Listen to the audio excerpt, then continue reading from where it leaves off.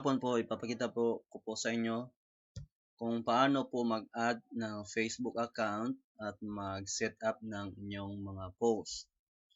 So, una, punta tayo sa profile.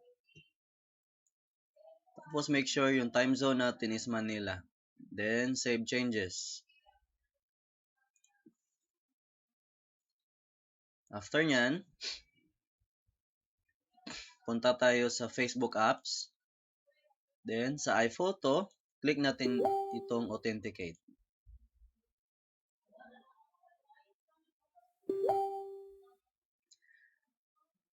Pagka-click nyo authenticate, may lalabas na ganito. So, una, click nyo yung nasa number 1,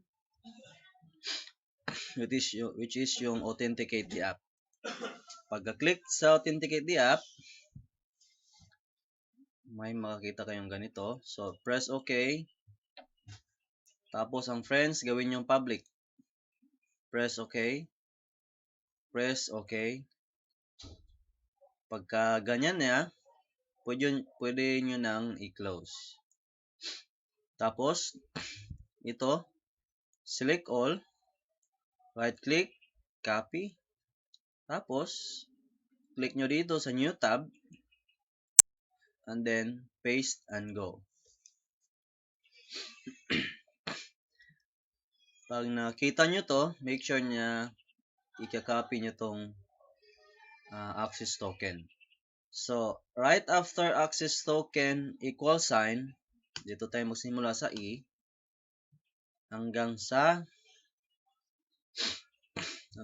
before and expires. Okay? Right after access token equal sign, and before and expires. Right-click, tapos copy. Punta ulit sa settings. Pagka tapos na kayong mag-copy, punta tayo sa settings. Dito naman tayo sa Facebook accounts. Pag-click nyo sa Facebook accounts, click nyo ang add update Facebook account. Ito po. Tapos, paste nyo yung na-copy nyo from here. So, paste. After that, click add Facebook account.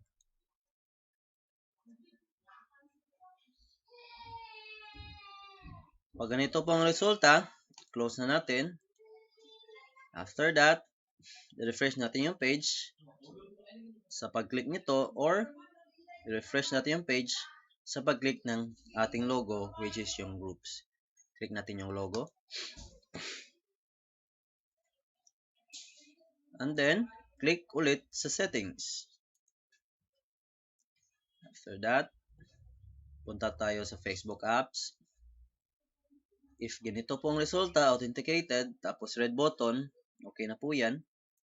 Facebook account, check nyo kung na-add bang Facebook nyo. Okay, sa akin na-add, meaning successful po ang ating pag-add. Tapos yung posting settings, make sure na naka-check ang unique post at saka unique link. Tapos, post interval, recommended po yung 300 seconds. Pero sa akin, nag-try ako ng 180 seconds. Okay naman siya, pero try at your own pace. Recommended pa rin yung 5 minutes. Check nyo rin sa Facebook app if iPhoto ba ang nakalagay. If iPhoto, click Save Changes.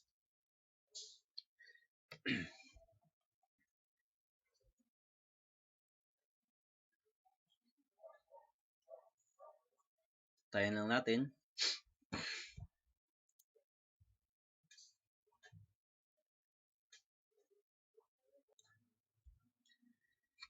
Okay, pagka ganit, mag-try na tayo mag-post. So, may 4 na klase sa pag-post sa Facebook.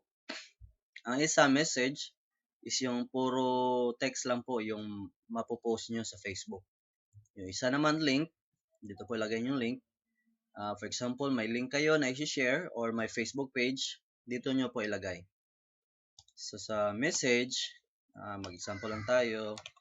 Thanks po sa message.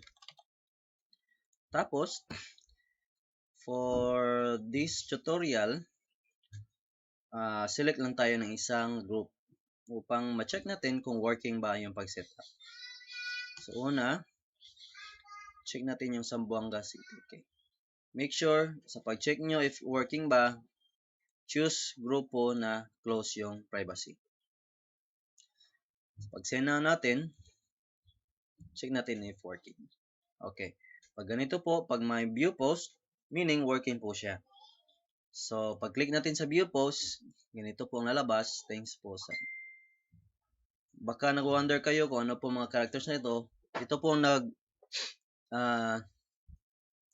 ginagawa yung post natin na unique. Each post natin na unique. So, parang hindi pabalik-balik yung post natin. So, delete ko muna. Tapos, if gusto nyong mag-post ulit, na tapos na mag-post, just click the logo. Dito naman tayo sa link. Thanks ulit. Tapos yung link natin.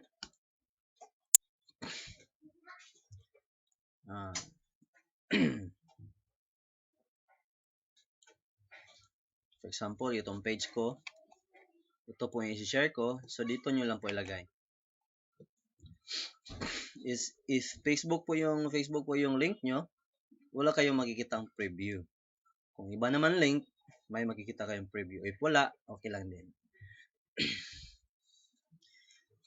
Sa Facebook po, kahit na maglagay kayo ng picture dito, name, caption, description, hindi po siya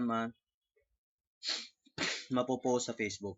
Kasi, automatic po siya kung ano pong makikita nyo sa pag-post nyo. For example, ganyan. Pag Facebook page or Facebook group, ganyan po ang lalabas. Wala na pong another picture or ano pa. Ganyan po lalabas pag Facebook page. Okay? So, ganyan po Facebook. Thanks ulit. Try naman tayo. New Subic. Okay. Send natin.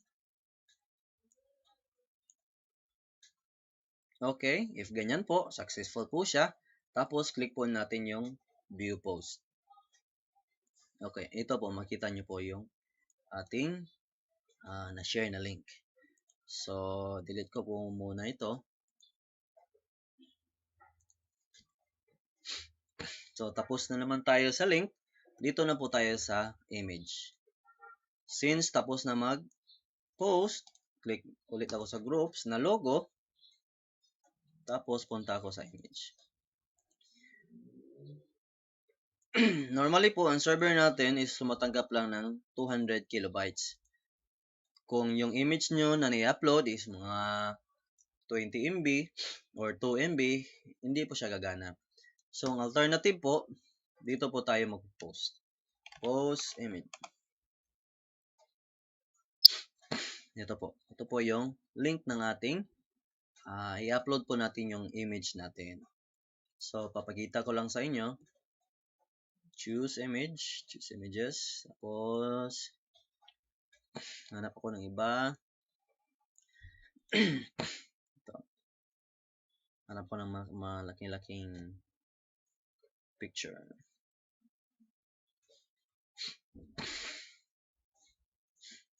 Ito po. Nasa 3 MB po siya. Pag open, hintayin lang natin na ma-finish yung uploading niya. Pagka-finish nito, may lalabas na ibang screen.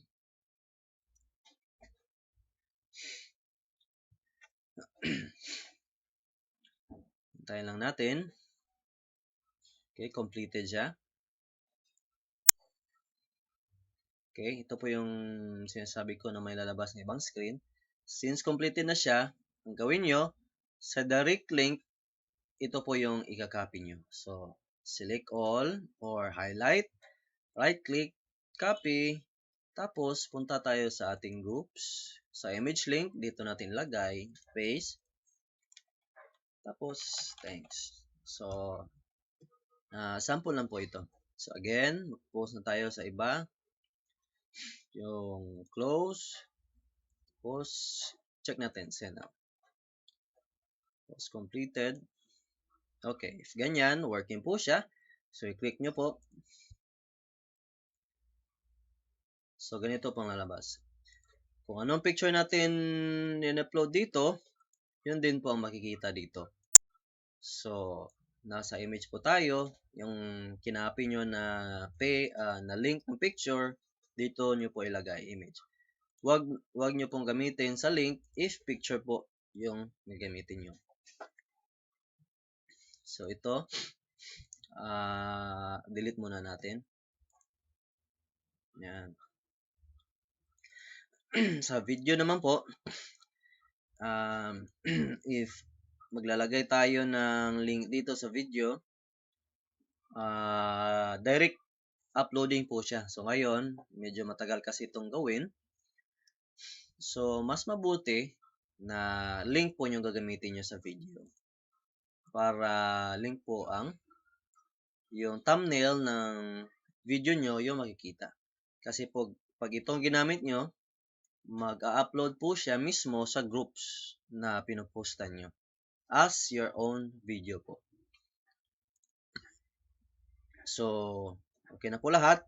Ngayon, gawin naman natin, mag-schedule tayo.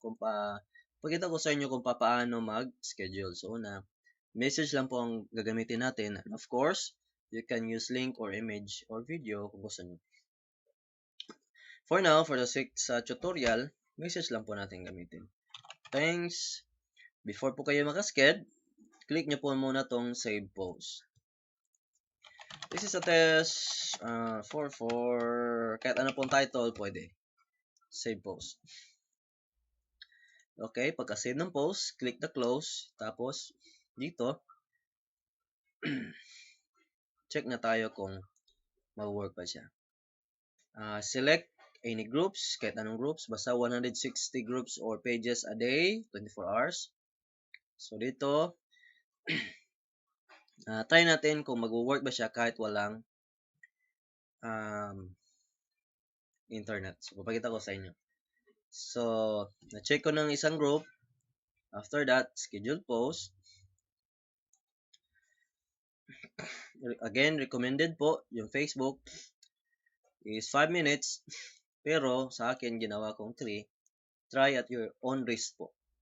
Kasi mostly, mga seldom lang po ako na temporarily block ng Facebook.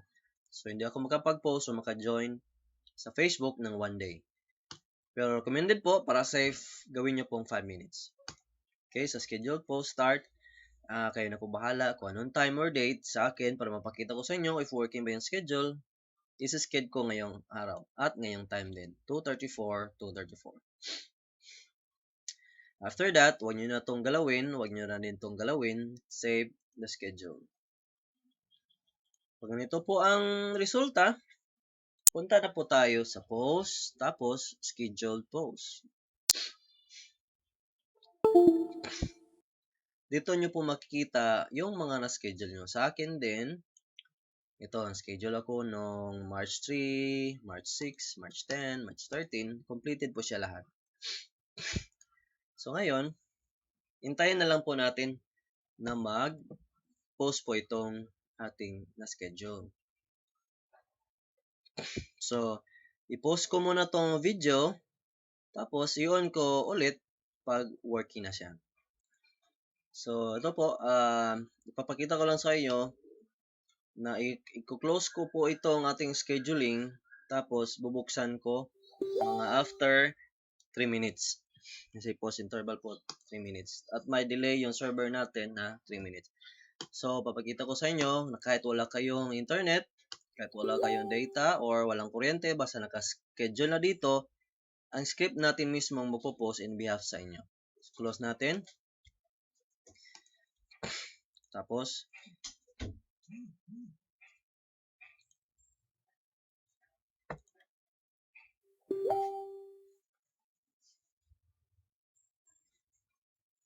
check natin kung ito ba yung check po natin kung ito ba yung okay. Sa nakikita nyo, sa activity log natin, mayroong na-post. Which is yung April 4 ngayon at 2:35 po siya na-post. Click po natin yung time. check po natin kung ito nga. So, open natin ulit yung ating site. Tapos, check natin sa schedule post. Okay. So, kanina, 01 po ito. Ngayon, completed na siya. Completed. If working po siya, tingnan natin yung logs sa post, tapos yung logs. Ito po. So, working nga po siya. Kasi nag-post siya noong 2:36. So, pag-click natin yung view post, ito, mga previous post po ito, schedules. Pag-click po natin sa view post, okay, nag-post po siya. So, meaning po, working po yan. So, delete ko muna po ito. Now, lastly po, kung meron kayong another Facebook na gusto nyo rin gamitin, pwede nyo rin pong magamit. So, so ngayon, punta tayo sa Facebook settings.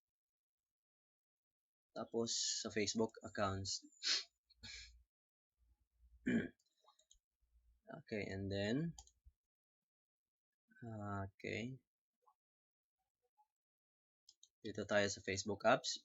Ito po yung way upang mag-add ng another account. So dito tayo sa Nokia account. Okay, so authenticate app. Tapos okay. Tapos gawin yung public. Gawin yung okay. Tapos okay siya. Tapos ito.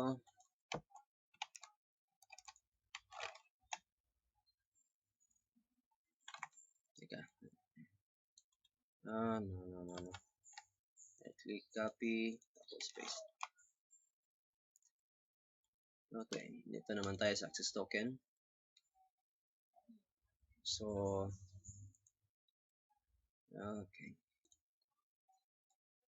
Okay, copy natin to. Tapos, paste natin dito.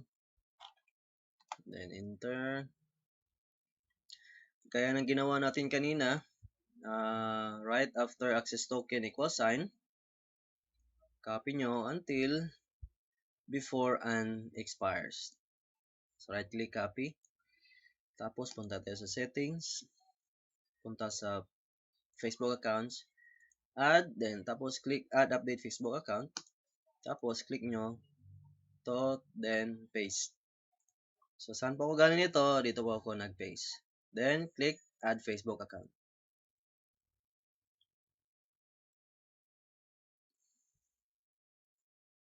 Tayin lang natin. Pag ganito po nakita nyo, so pwede nyo nang i-close. Tapos, refresh natin. Click ang logo. And then, if gusto nyo mag-switch from your previous account to new account, click nyo yung switch FB account. So, ito na po yung na-add ko. Click nyo po to kasi i-set up nyo pa gaya ng pag-set up natin kanina. So, click po yung new added account. Tapos, punta tayo sa settings. Facebook apps. So, gaya ng ginawa natin kanina, click iPhoto.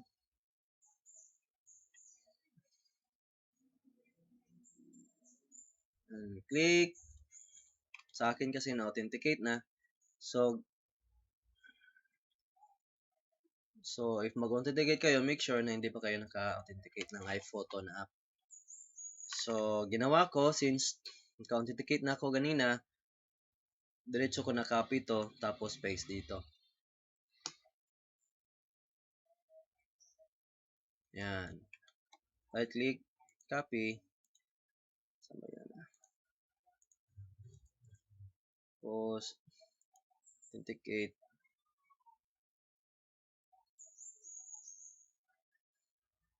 paste ko dito. Tapos paste ko dito. Then set access token. Hintayin lang natin. After nyan, close this window. Tapos punta na tayo sa posting settings. At sa Facebook app, gawin natin iPhoto. Then save changes. So ganyan lang po. Pwede na kayong mag-post sa mga groups. So, hindi ko na itatry ito kasi itong account na to is ongoing pa ang posting. So, gaya lang din ng ginawa ko. Gaya lang din ginawa ko kanina, yun lang din po ang gagawin nyo. So, salamat po sa pag-watch sa tutorial natin at God bless sa lahat.